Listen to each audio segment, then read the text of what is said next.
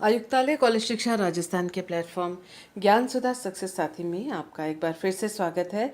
आइए करते हैं नेट जेआरएफ केमिस्ट्री के कुछ ऑर्गेनिक रिएक्शन से संबंधित या ऑर्गेनिक केमिस्ट्री से संबंधित कुछ क्वेश्चंस।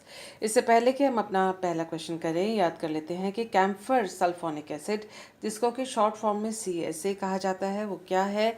वो ये है इसका स्ट्रक्चर। इसका शॉर्ट फॉर्म CSA या 10 CSA के नाम से भी इसको जाना जाता है। एक ये स्ट्रॉन्ग एसिड या प्रबल अम्ल है और सॉल्युबल इन वाटर है और तरह तरह के जो ऑर्गेनिक सबस्ट्रेट्स में ये आसानी से घुल जाता है। इसीलिए इसका इस्तेमाल कई ऑर्गेनिक सिंथेसिस में, संश्लेषणों में किया जाता है। और इसका एक और यूज़ है कि ये कायरल एमीन्स जो हैं, यानी ऑप्टिकली एक्टिव जो आइसोमर्स हैं, उन दोनों को एमीन्स के वो उनको आपस में एक दूसरे से पृथक्कृत या रिजॉल्व करने के लिए भी इसको काम में लाया जाता है। इसको एक एसिड के रूप में यूज़ किया जाता है रिएक्शंस में और रिसेंटली यानी इन समय में क्विनोलिन के सिंथेसिस में भी इसका इस्तेमाल होता है। तो इन सब बातों को हम ध्यान में रखते हैं। याद कर लेते हैं कि जब प्राइमरी एमीन्स का रिएक्शन एल्डिहाइड या कीटोन के साथ किया जाता है तो शिफ्ट बेस बनता है, जिसमें कार्बन और नाइट्रोजन के बीच में डबल बॉन्ड होता है। इसके अलावा ये याद कर लेते हैं कि नाइट्रोजन जो NH या NH2 यहाँ पर है एमीन, और वो कार्बोनिल जो ग्रुप है, इन दोनों के बीच में रिएक्शन होता है और शिफ्ट बेस जैसे कंपाउंड्स और भी अलग बन सकते हैं। और ये याद कर लेते हैं कि ये जो रिएक्शन है वो एसिड के द्वारा कैटलाइज्ड होता है। क्वेश्चन हमारे पास पहला है, the major product formed in the following reaction is. तो ये रिएक्शन हमें दिया हुआ है और हम देख सकते हैं कि यहाँ पर सिर्फ CSA दिया हुआ है और दिया हुआ है फॉर्मेल्डिहाइड, और हमको ये 4 प्रोडक्ट्स में से चुनना है कि कौन सा इसमें प्रोडक्ट बनेगा। जो हम बात कॉमन इसमें देखते हैं कि सबस्ट्रेट में जो नाइट्रोजन के साथ जो ग्रुप जुड़ा हुआ है इन चारों में, उसमें कोई परिवर्तन नहीं आया है। इसके साथ ही हम जो ध्यान दे सकते हैं वो ये कि एक जो कार्बन है वो जुड़ा है, वो इस जगह पे जुड़ा है और जो नाइट्रोजन से जो आप देख सकते हैं, ये रहा नाइट्रोजन, और उसके बाद CH2 तीसरे C पर जो है फिनाइल ग्रुप जुड़ा हुआ है। तो ये रहा नाइट्रोजन, उसके 1 2 तीसरे ग्रुप पे, तीसरे कार्बन पे फेनल ग्रुप है। दूसरा तीसरा ये फर्स्ट सेकेंड एंड थर्ड, तीसरे पे PH ग्रुप लगा हुआ है।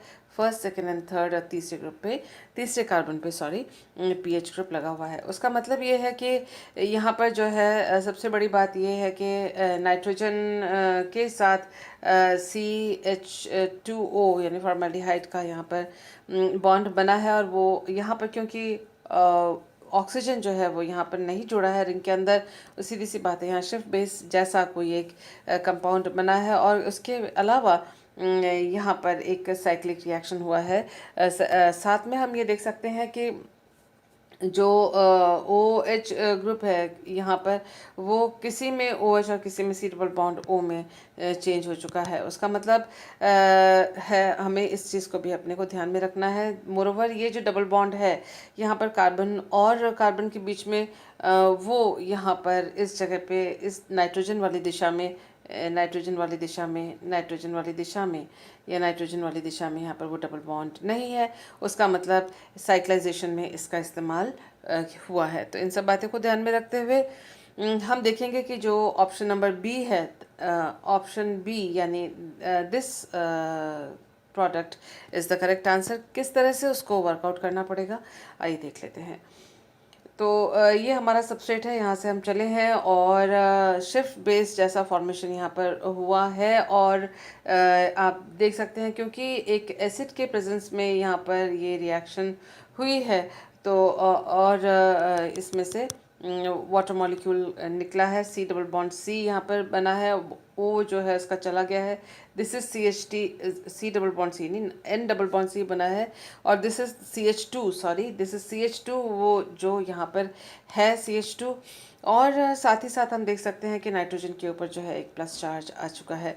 अब जो रिंग क्लोजर के लिए यहाँ पर सिग्माट्रोपिक रिएक्शन होगा और इस तरह से इलेक्ट्रॉन्स का मूवमेंट हो रहा है, जिससे कि आप देख सकते हैं कि नाइट्रोजन के ऊपर प्लस चार्ज अभी भी रहा है और कार्बन कार्बन के बीच में जो CH2 और CH2 एक बॉन्ड बन रहा था सभी प्रोडक्ट्स में, वो CH2 यहाँ पर सिग्मा ट्रॉपिक रिएक्शन से आ गया है। किस प्रकार से हुआ है? ये 1 1, ये 2 एंड दिस इज 3 एंड 3।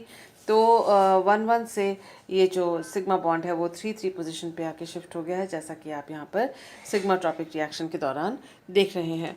अब इसके बाद आप देख सकते हैं कि जो है ये क्योंकि नाइट्रोजन के ऊपर प्लस चार्ज यहाँ पर अभी भी है, तो that has to be removed. उसके लिए ये बॉन्ड्स का शिफ्टिंग हुआ है और यहाँ से जो ये हाइड्रोजन है उसका निष्कासन हुआ, और जिसकी वजह से एक नया बॉन्ड जो है वहाँ पर इन दोनों के बीच में बना है।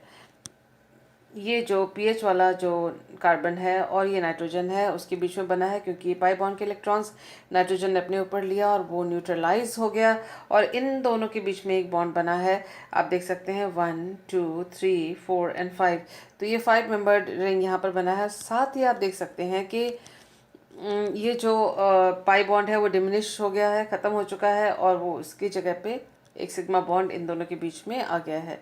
तो ये रहा है वो पाई बॉन्ड जो यहाँ से शिफ्ट हुआ है, ये नया पाई बॉन्ड बना है। इस पाई बॉन्ड के इलेक्ट्रॉन्स नाइट्रोजन ने ले लिए, इसके ऊपर से प्लस चार्ज हट गया और C डबल बॉन्ड वो यहाँ पर आया, ताकि यहाँ दो काम है यहाँ पर। एक तो जो इनॉल फॉर्म से कीटो फॉर्म ज़्यादा स्टेबल है, उसके साथ ही जो यहाँ पर जो हाइड्रोजन है वो हटा है और एक रिंग का फॉर्मेशन यहाँ पर हुआ है और वैलेंसीज जो हैं वो बैलेंस हो गई हैं। तो इस तरह से हम इस प्रोडक्ट तक पहुँचे। ये हमारा आंसर था और ये इसका एक्सप्लेनेशन। नेक्स्ट क्वेश्चन करने से पहले वुडवर्ड हॉफमैन रूल को याद कर लेते हैं। इसके बारे में कई सारे क्वेश्चंस जैम और नेट में आते हैं। ये इलेक्ट्रोसाइक्लिक रिएक्शन का वुडवर्ड हॉफमैन रूल है। अगर आपको ऐसा लगता है याद करना मुश्किल है, ज़रा सा इतने से को आप याद कीजिए। ये जो पाई इलेक्ट्रॉन्स हैं वो ओपन चेन जो कंपोनेंट होता है वुडवर्ड हॉफमैन इलेक्ट्रोसाइक्लिक रिएक्शन का, उसका ओपन चेन कंपोनेंट के पाई इलेक्ट्रॉन्स को यहाँ पर लिखा जाता है। आपको सिर्फ इतना सा याद करना है कि अगर ओपन चेन कंपोनेंट में 4n पाई इलेक्ट्रॉन्स हैं तो thermally allowed reaction conrotatory होगा या कॉन रोटेटरी थर्मली अलाउड होगा। इसका जस्ट ऑपोजिट है फोटोकेमिकल, इसके लिए कि अगर फोटोकेमिकल होगा तो डिसरोटेटरी। उसी तरह से ये जो रूल है 4n+2 के लिए एकदम रिवर्स है। थर्मली जो है वो डिसरोटेटरी है, जबकि यहाँ पर ये कॉन है, और यहाँ पर जो फोटोकेमिकल है वो कॉन है, जबकि यहाँ 4n के लिए ये डिस था। तो उसका मतलब आपको जस्ट उल्टा उल्टा लिखना है, ये दोनों सेम। और इसके साथ ही यहाँ पर 4n लिखेंगे, थर्मली अलाउड लिखेंगे, बाकी ऑटोमेटिकली आपको ध्यान हो जाएगा। ये थर्मली अलाउड लिखा है तो बाकी बचा फोटोकेमिकल, वो यहाँ पर लिखना है। कुल मिला के कहने वाली बात ये है कि ओपन चेन कंपोनेंट में वुडवर्ड हॉफमैन जो रूल है उसमें सिर्फ इतना सा आप याद रखें, आगे का काम अपने आप होता जाएगा। तो thermally allowed, conrotatory, 4n pi, इसको याद रखते हुए आइए देखते हैं इसको किस प्रकार से हम अप्लाई कर सकते हैं। ये हमारे पास एग्जांपल है ओपन चेन कंपोनेंट का। इसमें 1 2 3 4 4 जो है पाई इलेक्ट्रॉन्स हैं इसके अंदर। उसका मतलब 4n पाई इलेक्ट्रॉन सिस्टम है। हीट के साथ जो रिएक्शन होती है वो होती है स्टीरियोकेमिस्ट्री कॉन रोटेशन की। अगर हीट है और 4 जो है पाई इलेक्ट्रॉन्स हैं तो उसका मतलब ये जो इसके psi1 psi2 psi3 and psi4 ये इसके जो मॉलिक्यूलर ऑर्बिटल्स होंगे। 4 हमने पाई इलेक्ट्रॉन्स इसको फिलअप किया तो ये HOMO होगा, रिएक्शन में HOMO काम में आएगा। हमें ये भी मालूम है कि एक ही तरह के जो साइन वाले लोब्स होते हैं, एक ही प्रकार के लोब्स होते हैं, वो आपस में जब ओवरलैप करते हैं तभी सक्सेसफुल सिग्मा बॉन्ड या successful overlapping successful bond formation होता है। अगर हम इन दोनों ग्रुप जो यहाँ पर CH3 हैं उनका देखें तो वो क्योंकि sp2 हाइब्रिडाइज कार्बन है, ये एक ही समान प्लेन पर हैं, ये सारे ये और ये सब एक ही प्लेन पर हैं, एक ही तल पर हैं, तो यहाँ पर उनको हमने एक ही समान तल पर दिखाया हुआ है। अब इसको और इसको आपस में जब हम ओवरलैप करना चाहेंगे तो इसको यूं घुमाएंगे और इसको भी यूं घुमाएंगे, तभी जाके थर्मल कंडीशन में कॉन रोटेशन होता है। और आप देख सकते हैं कि ये और ये आपस में ओवरलैप होंगे, लेकिन इसके साथ ही जैसे ही हमने इसको मोड़ा तो ये जो सीधा तल पे था, इसके साथ वो ऊपर हो गया, और इसको अगर हमने यूं मोड़ा, जो ये सीधे तल पे था वो नीचे की तरफ हो गया। ये हो गया ऊपर की तरफ और ये हो गया नीचे की तरफ, जैसा कि हम यहाँ पर इस डायग्राम में भी देख रहे हैं। इसलिए ये ऊपर की तरफ चला गया, ये नीचे की तरफ चला गया। अगर हमने इसको इस फॉर्मूले में लिखना है तो दोनों हम देख सकते हैं, एक ऊपर एक नीचे, यानी दो ऑपोजिट साइड्स में हमने ये जो ग्रुप्स थे कॉन रोटेशन के बाद थर्मल कंडीशन में 4n pi electron system open chain के लिए इलेक्ट्रोसाइक्लिक रिएक्शन के बाद ये दोनों ग्रुप जो हैं ऑपोजिट डायरेक्शन में हो जाएंगे अगर सिस्टम 4n पाई इलेक्ट्रॉन्स का है और कॉन रोटेशन थर्मल कंडीशन में हो रहा है। सेम टू सेम हम अगर फोटोकेमिकल अलाउड रिएक्शन है, ये भी आप देख सकते हैं कि 4n पाई इलेक्ट्रॉन सिस्टम है। और जैसे ही हमने इसको फोटोकेमिकल किया तो ये चला गया अपर उसमें अपर लेवल में, एंड आप एक्साइट होकर इलेक्ट्रॉन एक यहाँ डबल दो इलेक्ट्रॉन्स थे उनमें से एक ऊपर चला गया ड्यू टू फोटोकेमिकल एक्साइटेशन। और जो साई 3 है वो हमारा HMO हो गया। साई 3 को हमने इस प्रकार से लिखा, ये दोनों एक ही तल पर है क्योंकि ये डबल बॉन्ड सिस्टम है sp2 हाइब्रिडाइज्ड कार्बन का। और आप देख सकते हैं कि ये जो लोब है और ये लोब दोनों एक ही प्रकार के हैं, क्योंकि साई 3 में ये दोनों एक ही प्रकार के लोब हैं। और हमें इसलिए मालूम है हम कि साई 3 उसका मतलब नंबर ऑफ नोड्स होगा 2।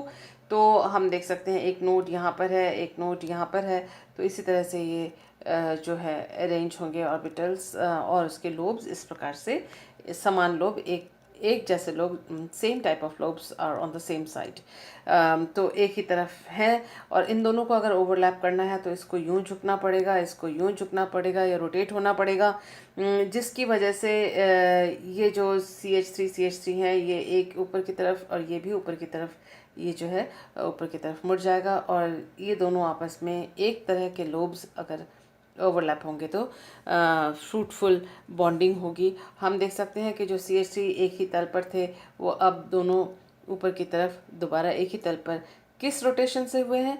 डिसरोटेशन से। डिसरोटेशन क्यों कहा गया है? क्योंकि ये इस तरफ है और ये उस ऑपोजिट डायरेक्शन में है, यानी ये क्लॉकवाइज है और ये एंटी क्लॉकवाइज है, तो ऐसे को हम कहते हैं डिसरोटेशन। जब दोनों एक ही दिशा में हो तो उसको कहते हैं हम कॉन रोटेशन। तो इस तरह से डिसरोटेशन के द्वारा दोनों ग्रुप्स जो हैं वो एक ही तल में आ गए हैं, चाहे आप इसको अबव द प्लेन लिखें चाहे आप इसको बिलो द प्लेन लिखें। अगर आपने क्या कहते हैं दूसरी तरह का एग्जाम्पल कुछ लिया हुआ होगा तो उसको आप रिवर्स करके आप बिलो द प्लेन या अबव द प्लेन लिख सकते हैं। कुल मिला के समझने वाली बात यह है कि दोनों ग्रुप्स जो होंगे वो एक ही तल पर होंगे अगर ये डिसरोटेशन है और 4n पाई इलेक्ट्रॉन सिस्टम है और फोटोकेमिकली अलाउड रिएक्शन है। तो इस बात को ध्यान में रखते हुए let's do the next question. The major product formed in the following transformation is. तो ये हमको दिया हुआ है रिएक्शन, और हमने देखा कि FeCl3 इसके अंदर है।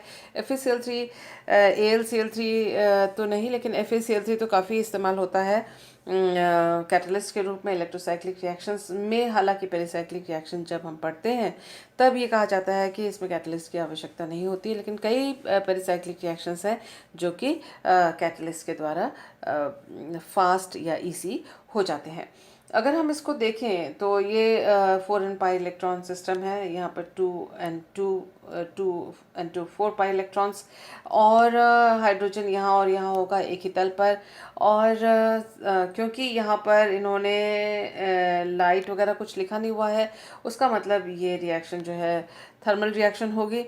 ये सिस्टम जो है कि हीट ये लिखते नहीं हैं, लेकिन जैम और नेट में जो क्वेश्चंस आते हैं अगर हीट नहीं लिखा हुआ है तो फिर वो हीट का ही रिएक्शन है। लेकिन अगर उन्होंने लाइट लिखा हुआ है तो ये पक्का है कि वो लाइट का रिएक्शन फोटोकेमिकल रिएक्शन है।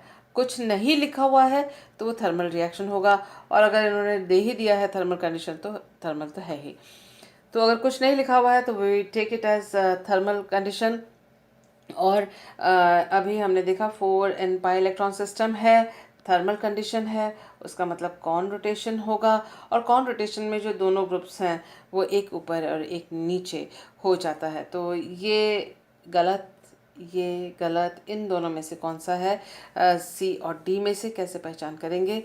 आइए इसके लिए हम इसको वर्कआउट कर लेते हैं। आंसर इसमें डी है। देखिए यहाँ तक इस तरह से पहुँचे हैं। ये अपना कंपाउंड है FeCl3 के प्रेजेंस में। FeCl3 ने ऑक्सीजन के साथ इस तरह से बॉन्ड बनाया और फिर आप देख सकते हैं कि ये दोनों हाइड्रोजन एक ही तल पर हैं। कॉन रोटेशन हुआ है। हमने वुडवर्ड हॉफमैन रूल का इस्तेमाल किया और उसके बाद हम देख सकते हैं कि एक डबल बॉन्ड था। वो डबल बॉन्ड का यहाँ होना क्यों ज़रूरी है? क्योंकि एक जैसे ही ये इलेक्ट्रॉन्स ये बॉन्ड का फॉर्मेशन हुआ है, उसी के साथ ही यहाँ पर एक प्लस चार्ज या पॉजिटिव चार्ज जो है वो क्रिएट हो गया है। क्योंकि आप देख सकते हैं ये पाई बॉन्ड गया तो इस जो कार्बन को कुछ हाइड्रोजन नहीं मिला या फिर कोई इलेक्ट्रॉन्स नहीं मिले, कुछ और नहीं मिला, तो it has a positive charge over here, electron deficient हो गया है। और साथ ही ये इलेक्ट्रॉन का मूवमेंट है तो यहाँ पर सिंगल बॉन्ड ओ हो चुका है। और वो इसलिए क्योंकि ये जो पाई बॉन्ड है वो यहाँ पर शिफ्ट हुआ है। तो ऑक्सीजन जो है 2 बॉन्ड से ज़्यादा यहाँ ये जो कार्बन है वो 2 बॉन्ड से ज़्यादा नहीं ले सकता है। सॉरी, कार्बन जो है वो 4 बॉन्ड से ज़्यादा नहीं ले सकता है। तो बॉन्ड को बैलेंस करने के लिए ये इलेक्ट्रॉन्स यहाँ पर गए और इस तरह से यहाँ पर डबल बॉन्ड एक क्रिएट हुआ, जिसकी वजह से यहाँ पर एक सिंगल बॉन्ड ये वाला बना है। ये डबल बॉन्ड हट गया है और यहाँ पर जो है इलेक्ट्रॉन की डेफिशिएंसी यहाँ पर हुई है। तो इसको बैलेंस आउट करने के लिए यहाँ पर ये ग्रुप यहाँ से निकल जाता है, अपने बॉन्ड के इलेक्ट्रॉन्स इन दोनों के बीच में दे जाता है और यहाँ पर एक नया डबल बॉन्ड क्रिएट होता है। उसके बाद आप देख सकते हैं क्योंकि एज अ कैटलिस्ट ये यूज़ हुआ है तो ये FeCl3 भी यहाँ से निकल जाएगा, वर्कअप होगा। और हमने जब यहाँ पर पेरिसाइक्लिक रिएक्शन किया है, इलेक्ट्रोसाइक्लिक रिएक्शन किया है, तो एक अबव द प्लेन और एक बिलो द प्लेन इसका ये कॉन्फॉर्मेशंस इसका ये जो स्टीरियोकेमिस्ट्री इस तरह से होगी। तो हम देख सकते हैं कि यहाँ पर एक डबल बॉन्ड क्रिएट हुआ है और इस प्रकार से जो है ये हमारा प्रोडक्ट बना है। सो हम यहाँ क्रॉस चेक कर लेते हैं। ये देखिए यहाँ पर ऑक्सीजन के साथ ये साइड में कॉन्जुगेशन में यहाँ पर डबल बॉन्ड है, C डबल बॉन्ड O के साथ। और यहाँ पर देखिए आप एक हाइड्रोजन उन्होंने यहाँ पर दिया हुआ है। यहाँ पर हाइड्रोजन कतई कहीं से भी नहीं आ सकता क्योंकि हाइड्रोजन डोनेशन कहीं से भी नहीं हो रहा है और इस ग्रुप को रिमूव होना ही होगा ताकि यहाँ डबल बॉन्ड बन सके। और यहाँ जो डबल बॉन्ड इन्होंने दिखाया है that can not be formed. So ये this is the correct answer और इसका एक्सप्लेनेशन हमने यहाँ पर दिया हुआ है। नेक्स्ट हमारा जो क्वेश्चन है स्पेक्ट्रोस्कोपी से संबंधित है। इसमें IR हमारे पास डेटा दिया हुआ है, इसमें मास का डेटा दिया हुआ है। मास डेटा जो है वो हमारा हेल्पफुल है ये पता करने के लिए कि एस्टर कौन सा है। और क्योंकि 1740 इसमें दिया हुआ है तो हम जानते हैं कि 1740 जो है वो सिंपल एस्टर का होता है। सिंपल एस्टर ये हो चाहे ये हो। अल्फ़ा बीटा अनसैचुरेटेड जो एस्टर होता है उसका जो है 1730 से नीचे में पीक आता है। ये जो विनाइल एस्टर है इसका 1750 से ऊपर इसका पीक आता है। तो ये दोनों नेगेट हो गए, क्रॉस हो गया। हमारे पास चॉइस है A और C में से, इन दोनों में से कोई एक हमारा आंसर है। किस प्रकार पहुंच सकते हैं, किस प्रकार इस आंसर तक पहुंच सकते हैं? देखिए एस्टर के लिए चलिए हम इसको मैं यहाँ देख लेती हूँ। यहाँ मैक्लोफर्टी रीअरेंजमेंट भी एस्टर में होता है। यहाँ गामा हाइड्रोजन है, ये अल्फ़ा बीटा, ये गामा गामा हाइड्रोजन के साथ मैक्लोफर्टी रीअरेंजमेंट होता है। जैसे कि आप देख सकते हैं ये बॉन्ड ब्रेक हो गया और ये अलग से पोर्शन आ गया है। जो बाकी पोर्शन है वो इस तरह से यहाँ पर दिखाया गया है। एक तो ये फ्रैगमेंट बनता है। इसके अलावा जो एस्टर है उसका जो है नेक्स्ट टू CO जो बॉन्ड है, यानी C डबल बॉन्ड O के जो नेक्स्ट बॉन्ड है या तो ये या C डबल बॉन्ड O के जो नेक्स्ट है या तो ये इस साइड से, यानी एक R या OR एल्कोक्सी रेडिकल ये निकलता है, वो जो कि मेन इम्पॉर्टेंट पीक होता है और वो कई बार मॉलिक्यूलर पीक भी होता है। इस बात को हम ध्यान में रखते हैं। और हमने क्योंकि हमें हमें डेटा जो है वो ध्यान में रखना है, जिसका हमने अभी बात कर ली थी। और हम जब इस एस्टर का जो ऑप्शन नंबर ए है उसका जब हमने इसका को ब्रेक किया, ये देखिए अल्फ़ा जो है सी डबल बॉन्ड ओ के साथ वाला जो बॉन्ड है वो अगर टूटता है तो आप देख सकते हैं कि ये जो हिस्सा है वो 71 मास का है। आप इसका मास कैलकुलेट कर सकते हैं कॉपी पेन लेकर। और इससे ये कंफर्म हुआ, फर्दर कंफर्म हुआ कि इसका जो एनएमआर है वो किस प्रकार से है। तो एनएमआर आप देखें कि ये CH3 जो है उसका 0.9 और ट्रिपलेट इसलिए है क्योंकि साथ वाला जो कार्बन है उसमें 2 हाइड्रोजन है, तो ये 1H NMR है, तो N+1 रूल इसमें लागू हुआ और ये ट्रिपलेट देगा। ये मल्टीप्लेट इसलिए देगा क्योंकि इसका जो सिग्नल है वो CH3 और CH2 दोनों के द्वारा प्रभावित होता है, जिसकी वजह से ये सेक्सटेट देगा। ये जो है वो जो कार्बोनाइल कार्बन उससे से जुड़ा हुआ है, इसलिए ये 2.3 यानी थोड़ा डी शील्डेड हो जाएगा क्योंकि ये एक यहाँ इलेक्ट्रॉन डेफिशिएंट कार्बन से जुड़ा हुआ है। आप ध्यान दीजिए कि जहाँ ऑक्सीजन के साथ जब CH2 जुड़ा हुआ है वो देखिए किस कदर डी शील्डेड है, वो 4.6 पे दे रहा है अपना सिग्नल। और ये डबलेट इसलिए है क्योंकि इसके साथ वाले कार्बन पर सिर्फ एक हाइड्रोजन है। ये जो CH है 1 हाइड्रोजन का, ये मल्टीप्लेट आएगा। ये भी इतना डीशील्डेड इसलिए है क्योंकि ये ऑक्सीजन वाली साइड पर है और ये डबल बॉन्डेड कार्बन पर है। इसी तरह से यहाँ पर भी देखिए डबल बॉन्डेड कार्बन पर ये सिस एंड ट्रांस दो अलग अलग देंगे सिग्नल। दोनों हाइड्रोजन जो है ये CH2 के एक दूसरे से अलग होंगे, इसलिए 5.4 और 5.2 पे ये सिग्नल दे रहे हैं। जबकि अगर ये जो इस साइड में अगर ये CH3 यहाँ होता, ये वाला CH3 अगर ऑक्सीजन वाले साइड में होता तो इसकी वैल्यू इतनी कम नहीं आती, ये ज़्यादा डीशील्डेड होता। तो इस तरह से हम ये कह सकते हैं कि जो ऑप्शन ए है वो करेक्ट है, न कि ऑप्शन सी, क्योंकि सॉरी न कि ऑप्शन सी, क्योंकि ऑप्शन सी इसलिए नहीं है क्योंकि यहाँ पर आप देख सकते हैं कि CH3 जो 3 हाइड्रोजन वाला जो सिग्नल है, NMR सिग्नल है, वो 0.9 पे है और वो ऑक्सीजन के पास वाली साइड में है, जबकि इतना लो वैल्यू इधर का नहीं होगा, इसी का होगा जो कि ऑक्सीजन वाले साइड पे, यानी इस ऑक्सीजन वाले साइड पे जो नहीं है उसका 0.9 करेक्ट है, इसका जो ऑक्सीजन वाले साइड पे है 0.9 ये वैल्यू इसके लिए नहीं है। सो हमारा जो ऑप्शन है answer is the option A is the correct answer for this particular question. Next question है, in the given transformation the intermediate A and B and the major intermediate A and the major product B are. तो ये ए और B कौन कौन से हैं, ये हमारे पास कॉम्बो दिए हुए हैं, इनमें से कौन सा है वो हमें निकालना है। सबसे पहले जो देखते ही नज़र आता है कि यहाँ ये जो डायज़ो कंपाउंड है और CuCl के प्रेजेंस में है तो कार्बीन बनेगा। कार्बीन जो है C डबल बॉन्ड O के साथ बनेगा तो जो कार्बोनाइल इलाइड बनेगा। तो इलाइड कहाँ कहाँ पर है, इलाइड यहाँ पर है, इलाइड यहाँ पर है, ये नहीं है और ये नहीं है। तो हमारा जो आंसर है वो ए और सी में से कोई एक होगा। यहाँ पर एक और चीज़ देख लीजिए, 2 इक्विवेलेंस दिया है, 2 इक्विवेलेंस ऑफ PHCHO है। उसका मतलब जो कार्बीन यहाँ पर बन रहा है या जो इलाइड यहाँ पर बन रहा है, ये जो इलाइड है वो दोबारा C डबल बॉन्ड O के साथ वो एडअप होगा। तो इलाइड अगर इसमें एडअप होगा तो ये 3 और C डबल बॉन्ड O का 2 यानी 2 + 3 यहाँ पर पेरिसाइक्लिक साइक्लोएडिशन रिएक्शन होगा, तो उसका मतलब 5 मेंबर्ड कोई एक कंपाउंड बनेगा।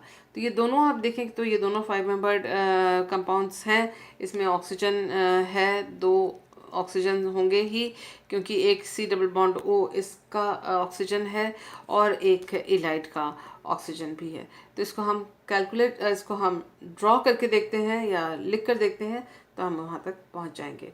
वर्कआउट कर लेते हैं। तो आंसर ए है इसमें, किस प्रकार से, लेट अस सी। तो देखिए ये तो है कि कार्बिन बनता है हीट या लाइट के प्रेजेंस में, कॉपर के प्रेजेंस में।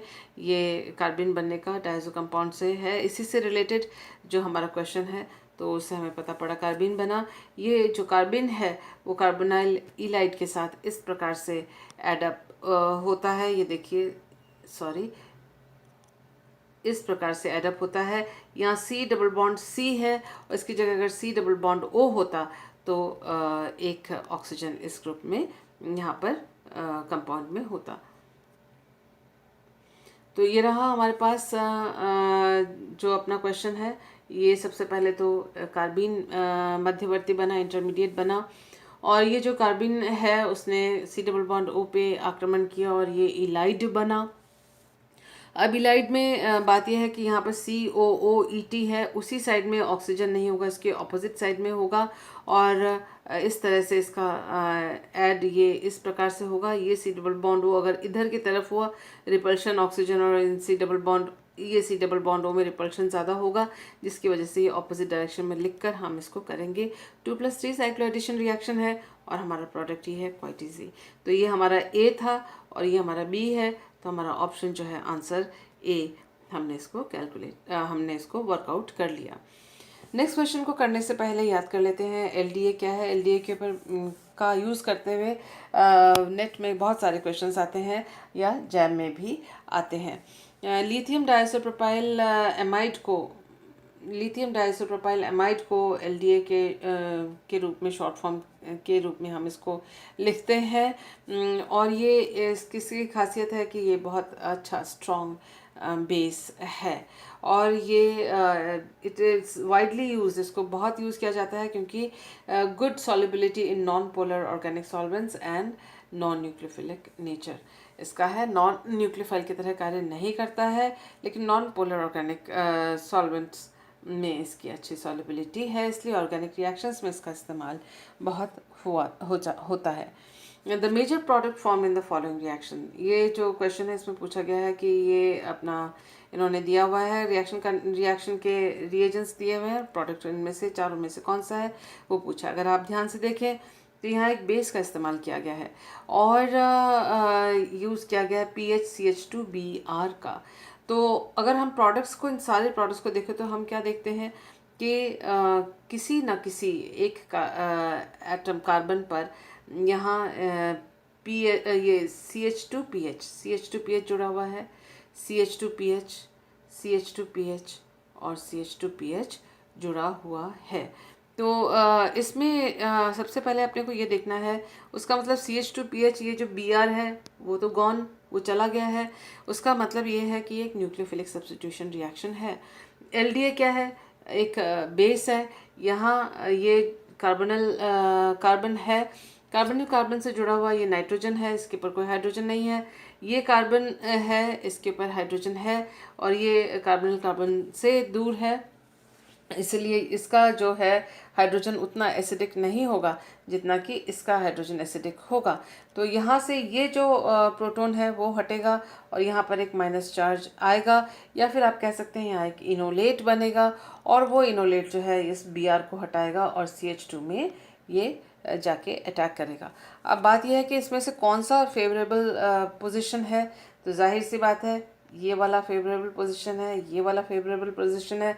ये वाला जो कार्बन है वो ज़्यादा, इसके पर एसिडिक हाइड्रोजन नहीं होगा, तो ये आंसर नहीं होगा, और ना तो ये आंसर होगा क्योंकि एसिडिक हाइड्रोजन तो अपना यहाँ पर है। अब अपने को डिसाइड करना है कि इसमें से A और C में से कौन सा आंसर है। इसको हम किस तरह से करेंगे, अगर हम इसके देखें तो ये देखें कि ये जो है ये अबव द प्लेन है, और जो ग्रुप आ रहा है, देखिए एक बार इनोलेट बन गया तो ये ऑन द प्लेन हो जाएगा, क्योंकि ये इनोलेट बनेगा तो यहाँ डबल बॉन्ड आ जाएगा, और CH3 जो है sp2 हाइब्रिडाइज्ड कार्बन से जुड़ा हुआ है, तो प्लेन तल पर ही होगा, इसी तल पर होगा जिस तल पर ये मॉलिक्यूल लिखा हुआ है। अब जब सी ये आक्रमण करेगा यहाँ सी माइनस के द्वारा, ये जब इस CH2 को डिस्प्लेस करने की कोशिश करेगा तो उस दिशा से नहीं होगा जिस दिशा पे ये बड़ा वाला ग्रुप ऊपर जुड़ा हुआ है। उसका मतलब जो PHCH2 ये भी एक बड़ा ग्रुप है, ये इस वाले ग्रुप के ऑपोजिट तल से इसका आक्रमण होकर और इस जगह पे यहाँ डिस्प्लेस होगा। तो ये जो ग्रुप है वो नीचे की तरफ लगेगा क्योंकि ये अबव द प्लेन है। तो इसको इस तरह से हम देख रहे हैं। ये हमने इसका जो एनवलप मोड कॉन्फॉर्मेशन है उसको हमने लिखा। LDA ने इसमें से इस जो मॉलिक्यूल है उसमें से एक प्रोटॉन निकाला। ये एसिडिक हाइड्रोजन यहाँ पर है जो लिखा हुआ नहीं है, यहाँ एसिडिक हाइड्रोजन है, उसका निष्कासन हुआ, ये रहा इनोलेट आयन बना और ये तल पर आ गया। अब जब आक्रमण होगा तो ये ध्यान रखा जाएगा कि जिस साइड में ये ग्रुप है उस साइड में ये ना आए क्योंकि दोनों बड़े हैं, तो ये नीचे जाएगा, ये ऊपर आएगा। So it was quite simple. जो हमारा आंसर था वो हमने इसको एक्सप्लेन किया। ओजोनोलिसिस जो होता है वो C डबल बॉन्ड C का ओजोनोलिसिस होता है। ये दोनों जो बॉन्ड है वो इस तरह से टूट जाता है और दोनों पर C डबल बॉन्ड O लग जाता है। ये जो है डाइमिथाइल सल्फाइड की सहायता से ये वाला रिएक्शन इजीली होता है। आप जैसे देख सकते हैं जो अगर साइक्लिक कंपाउंड है वो इस तरह से टूट गया और कॉमन रिड्यूसिंग एजेंट जो है उसमें हम के हिसाब से हम इसमें डाइमिथाइल सल्फाइड का इस्तेमाल करते हैं इस रिएक्शन के दौरान, तभी इसकी रिंग ओपनिंग होती है। अदरवाइज मोलाजोनाइड बनता है जो कि आपको इसका पता है। इसके अलावा एल्डोल कंडेंसेशन जो है वो आप देख सकते हैं कि ये एल्डोल कंडेंसेशन है, बेस कैटलाइज्ड एल्डोल कंडेंसेशन। और हमने यहाँ पर मिथॉक्साइड जो बेस है उसका इस्तेमाल करके एल्डोल कंडेंसेशन को किया गया है। और ये देखिए एल्डोल बना है, ये एल्डिहाइड है और ये रहा बेस। बेस ने यहाँ से प्रोटॉन को यूज़ किया, इनोलेट आयन बना। इनोलेट आयन ने दूसरे कार्बोनाइल कार्बन पर आक्रमण किया और आप देख सकते हैं कि इस तरह से इंटरमीडिएट बना और ये एल्डोल बना। तो बेस कैटलाइज्ड डिहाइड्रेशन जो है वो इस प्रकार से लिखा गया है और आप देख सकते हैं कि ये एल्डोल है और हाइड्रोजन को इसने लूज़ किया यहाँ से और आप देख सकते हैं कि ultimately C double bond C यहाँ पर बन रहा है और ये जो माइनस हाइड्रोजन जो यहाँ से गया और उसके बाद यहाँ से OH माइनस भी यहाँ से लूज़ हुआ, तो ये OH और ये H इस बेस की सहायता से लूज़ होते हैं और इन दोनों के बीच में alpha beta unsaturated aldehyde double bond बनने की वजह से अल्फा बीटा अनसैचुरेटेड एल्डिहाइड जो है वो प्रोडक्ट के रूप में हमको प्राप्त होता है। सो इन बातों को ध्यान में रखते हुए let's do the next question. The structure of the following reaction, structure of A in the following reaction. तो ये कौन सा स्टार्टिंग मटेरियल है, ये इन चारों में से वो पूछा गया है, ये हमारा प्रोडक्ट है। तो सबसे पहले जो हमने देखा दैट इज़ लाइट की प्रेजेंस में यहाँ ओजोनोलिसिस हुआ है, सोडियम मेथॉक्साइड को यूज़ किया गया है, कार्बोनाइल कंपाउंड है, एल्डोल कंडेंसेशन होगा। तो हमने इन सबको ट्राई किया है। तो सबसे पहले जो चीज़ आ रही है वो है ओजोनोलिसिस। सो लेट अस सी कि जो आंसर ए है वो किस तरह से हम यहाँ पर पहुँचे। लाइट दिखाया गया है और यहाँ पर आप देख सकते हैं 1 2 1 2 1 2 1 2, जो हर मॉलिक्यूल में 2 अनसैचुरेशन है। तो और हम देख सकते हैं कि रिंग या साइक्लिक प्रोडक्ट बना है, तो उसका मतलब ये दोनों आपस में पास आएंगे और जो है पेरिसाइक्लिक रिएक्शन के द्वारा रिंग क्लोजर होगा। तो साइक्लो एडिशन रिएक्शन यहाँ पर दोनों का हुआ। आप देख सकते हैं कि जो हमारा ऑप्शन ए है उसको हमने, ये ऑप्शन ए है उसका हमने इस्तेमाल किया यहाँ पर और उससे हम आंसर तक पहुँचे हैं। बाकियों से कैसे नहीं पहुंच सकते वो हम इसके बाद डिस्कस करेंगे। तो ये साइक्लोएडिशन रिएक्शन हुआ, यहाँ के दो पाई इलेक्ट्रॉन्स आपस में जुड़े हैं, ये 4 मेंबर्ड रिंग यहाँ पर बना है। और उसके बाद ओजोनोलिसिस से इसका यहाँ पर ब्रेक डाउन हुआ, ब्रेक हो गया ये सी डबल बॉन्ड सी, यहाँ पर सी डबल बॉन्ड ओ लगा, यहाँ सी डबल बॉन्ड ओ लगा। हमें मालूम है कि ये दोनों सी डबल बॉन्ड ओ में चेंज हो जाएंगे। एल्डोल कंडेंसेशन होता है क्योंकि यहाँ पर कार्बन है और ये जो कार्बन है उसमें से हाइड्रोजन निकला है, इनोलेट आयन बना है और यहाँ से इस पर आक्रमण हुआ है। तो 5 मेंबर्ड रिंग, ये देखिए इसको यहाँ पर लिखा गया है और ये इसने कार्बन पर न्यूक्लियोफिलिक अटैक किया है, 5 मेंबर्ड रिंग बना है। और उसके बाद इसमें से बेस के द्वारा के हेल्प से यहाँ डिहाइड्रेशन हुआ है, वाटर मॉलिक्यूल यहाँ से निकला है और आप देख सकते हैं कि ये रहा सी डबल बॉन्ड सी यहाँ पर बना है। तो उसका जो मेथड है वो इस तरह से है कि ये हाइड्रोजन यहाँ से गया, इथॉक्साइड आयन से इनोलेट आयन बना है और फिर वापस यहाँ पर इस तरह से इलेक्ट्रॉन्स के मूवमेंट से और OH के निष्कासन से एक बार H यहाँ से और उसके बाद OH यहाँ से, दोनों के जाने के बाद यहाँ टोटल डबल बॉन्ड यहाँ पर क्रिएट हुआ है। इसको हम अगर ऐसे फॉर्मुलेट करके लिखें तो ये हमारा प्रोडक्ट जो बना है वो इस सबस्ट्रेट से यहाँ तक पहुँचे हैं। आप ये कह सकते हैं कि बाकियों से कैसे नहीं, बाकी देखने में कॉम्प्लिकेटेड लग रहा है बड़ा आसान, जैसे ही आप हाथ लगाएंगे इस रिएक्शन को। बाकी जितने भी मॉलिक्यूल्स हैं उनको हमने लिखा और उनका हमने इस तरह से साइक्लोएडिशन रिएक्शन के प्रोडक्ट्स बनाए। आप देख सकते हैं सभी में एक 4 सदस्यीय और एक 5 सदस्यीय इस तरह से कंपाउंड बनता है। इट इज़ क्वाइट ईजी, आप इसको करके देखें। ये मैंने वर्कआउट आपको करके दिया है।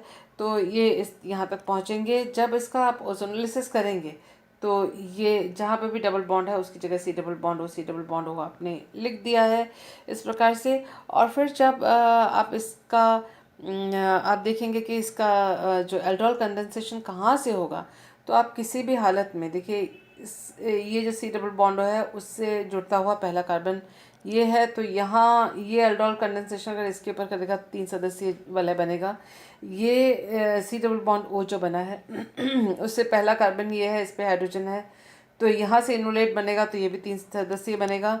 और यहाँ जो है वो 5 सदस्यीय तो बनेगा, लेकिन जो डबल बॉन्ड है वो जो कॉन्जुगेशन में आ रहा है, जो कि आप देख सकते हैं कि ये जो डबल बॉन्ड है वो सी डबल बॉन्ड के कॉन्जुगेशन में और इस वाले ऑक्सीजन से एक CH2 की दूरी में है, वो पोजीशन डबल बॉन्ड की जो है ये इसमें नहीं आएगी। तो हम इस तरह से कह सकते हैं कि जो ऑप्शन ए है that was the correct answer.